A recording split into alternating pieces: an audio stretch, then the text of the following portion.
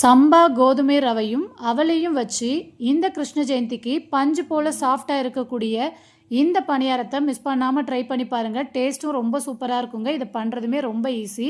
அதுக்கு ஒரு பவுலில் 1 கப் அளவுக்கு சம்பா கோதுமை ரவை, 1/2 கப் அளவுக்கு கெட்டியான அவல் சேர்த்து இதை ஒரு 2 தடவை நல்லா கழுவிருங்க. அதுக்கப்புறம் ரவை அளந்த அதே கப்பாலேயே 1 கப் அளவுக்கு தண்ணி சேர்த்து மூடி போட்டு 1/2 மணி நேரம் நல்லா ஊற வச்சுக்குங்க.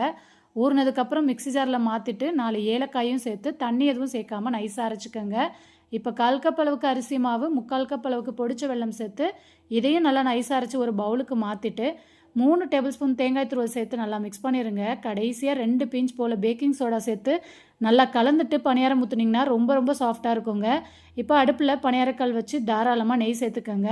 நெய் சேர்த்ததுக்கப்புறம் ஒவ்வொரு குழியிலையும் முழுவதுமாக மாவு சேர்த்து 2 பக்கமும் பொன்னிறமாக வர வரைக்கும் சுட்டு எடுத்துட்டிங்கன்னா சூப்பரான சம்பா கோதுமை அவல் பணியாரம் ரெடிங்க. இந்த கிருஷ்ண ஜெயந்திக்கு மிஸ் பண்ணாமல் ட்ரை பண்ணுங்கள். எல்லாருமே என்ஜாய் பண்ணி சாப்பிடுவாங்க. பாய்.